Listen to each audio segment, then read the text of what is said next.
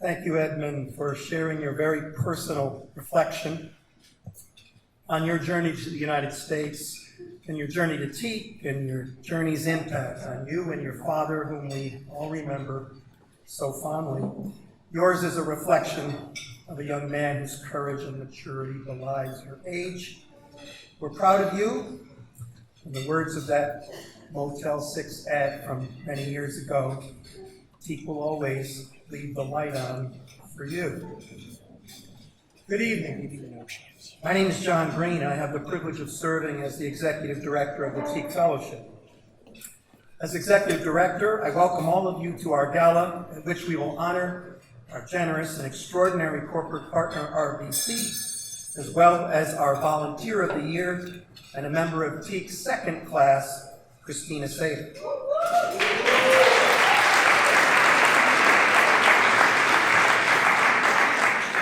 More on that later, I promise.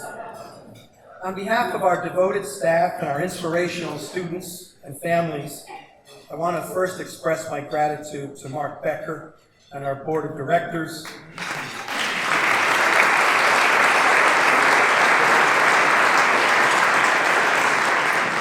Our Next Generation Board, our TEAK alumni, our sponsors, our benefactors, and especially all 400 of you who have taken the time out of your busy lives to celebrate with us tonight.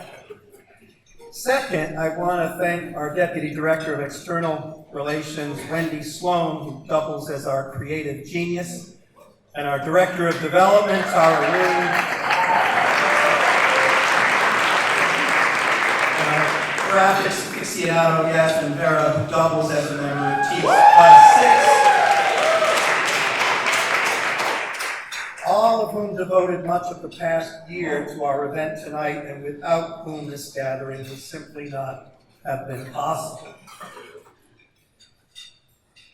If you are courageous enough to take a ride on our TEAK subway car, I thank you for indulging us and applaud your gracious spirit. I would wager, though, that you endured at least a brief moment during which you wondered why TEAK ever asked you to take that journey in the first place.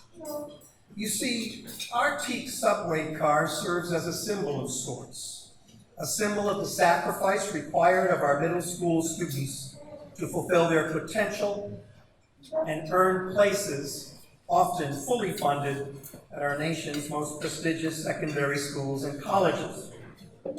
It is on the subway that they spend countless hours in transit, often 1 hour and 15 minutes each way from their respective schools to our offices and classrooms on West 22nd Street.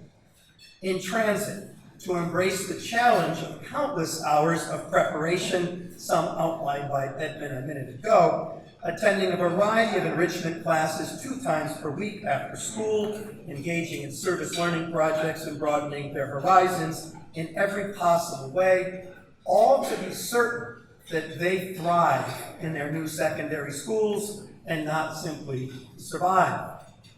They arrive back home late either in the evening, after a full day of school and hours at TEAK, or after a full day of programming on Saturdays. Sure. Our subway car also serves as a symbol of our staff's sacrifice in support of our fellows, as well as our fellowship's vision to meet their needs. 15 years ago, for example, TEAK offices and classrooms on 22nd Street were considered centrally located among our boroughs. At that time, 35% of our fellows claimed a Manhattan address. Today, I can count on one hand the number of fellows with a Manhattan address. Gentrification, indeed, has a human face.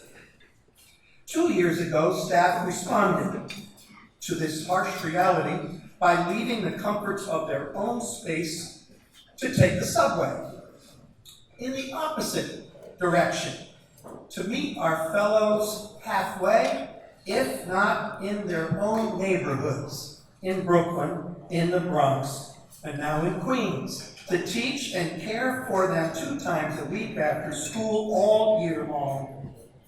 We take the subway. in order to provide our fellows with the highest quality of instruction and to spend more quality time with them than any organization of our kind. Finally, while riding on our subway car tonight watching our film, I suspect you noted the scene in which our students were sitting in their own subway car.